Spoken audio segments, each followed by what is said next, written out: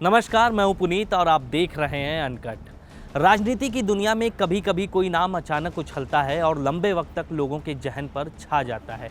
बंगाल के राजनीतिक आसमान पर ऐसा ही एक नाम इन दिनों लंबी छलांगे लगा रहा है और वो नाम है मैडम नरूला।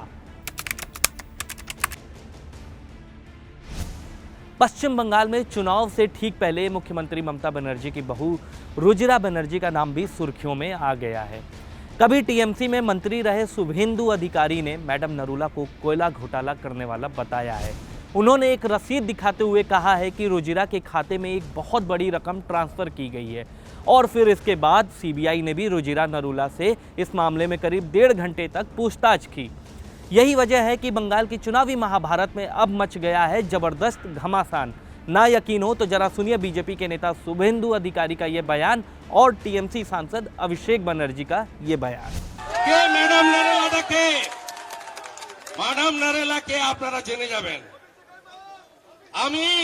আমি 24 পরগনাতে মিটিং করে ফেব্রুয়ারি মাসে এমনিতে সরকারি ঘরকারি তো এদের আছে, এই যে সিবিআই কে লেলিয়ে দিয়েছে ভাবছে কি আপনি CBI, ED, income tax, SFIO যা পারবেন লাগিয়ে দিন, আপনার জেদের দ্বিগুণ জেদ আমার। बंगाल चुनाव से पहले बीजेपी और टीएमसी लगातार एक दूसरे पर वार पलटवार कर रहे हैं।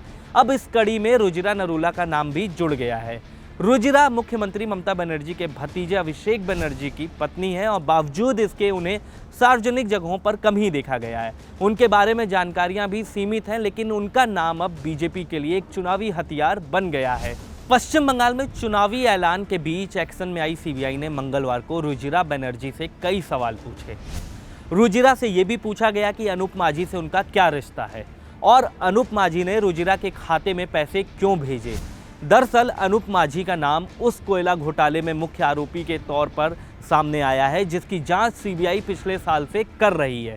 ये मामला बंगाल के कोयलांचल इलाके के आसनसोल और रानीगंज कोल बेल्ट का है। इस इलाके की खदानों का काम ईस्टर्न कोल फील्ड्स लिमिटेड देखती है, लेकिन पिछले साल ईसीएल के विजिलेंस विभाग को पता चला कि इलाके की खदानों में अवैध खनन के काम में कई कोल माइंस गैंग सक्रिय हैं।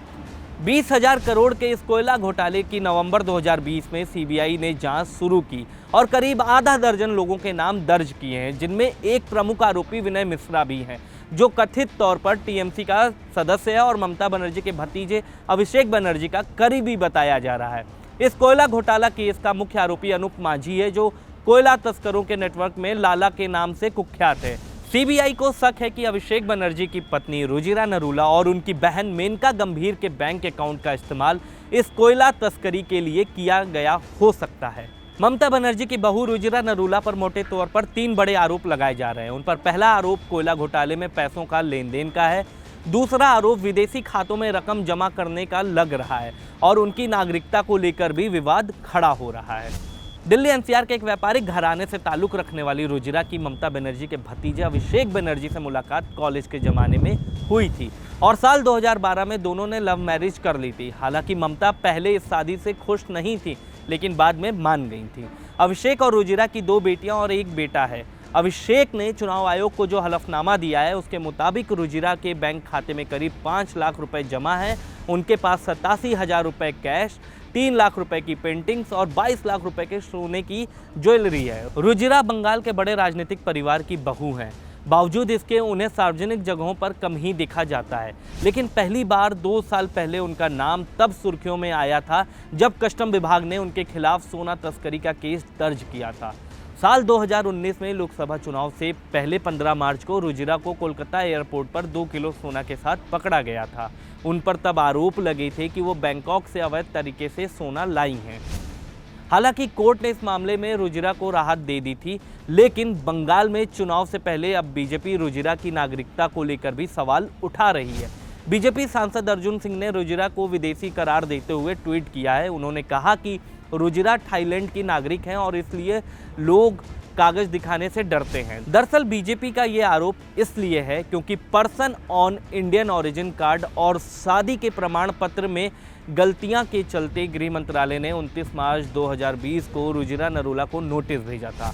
नोटिस के मुताबिक रुजिरा एक थाई नागरिक हैं और उन्होंने बैंकॉक में भारतीय राजदूत से 8 जनवरी 2010 को PIO कार्ड नंबर P234979 जारी करवाया है। उनके इस कार्ड पर पिता का नाम मिस्टर निफॉन नरूला लिखा है। इसके बाद रुजिरा ने अपने PIO कार्ड को OCI कार्ड में बदलने के लिए अप्लाई किया और 8 नवंबर 2017 को रुजिरा को OCI नंबर A2B79448 जारी किया गया। PIO कार्ड से OCI कार्ड बदलने की इस प्रक्रिया के दौरान रुजिरा ने अपनी शादी के प्रमाण पत्र का इस्तेमाल किया था। उनकी शादी का ये प्रमाण पत्र 13 फरवरी 2013 को जारी किया गया था, जिस पर रुजिरा के पिता का नाम गुरशरण सिंह आहूजा लिखा गया था। जाहिर है, कोयला घोटाले से लेकर नागरिकता के सवाल तक पर रुजिरा नरूला का नाम बंगाल के चुनावी जंग में अब एक हथियार बन चुका है। अब बीजेपी को इस हथियार से कितना फायदा होगा, ये तो पश्चिम बंगाल के चुनाव के नतीजे ही बताएंगे। देश और दुनिया की तमाम खबरों को जानने के लिए देखते रहिए अनकट। शुक्रिया।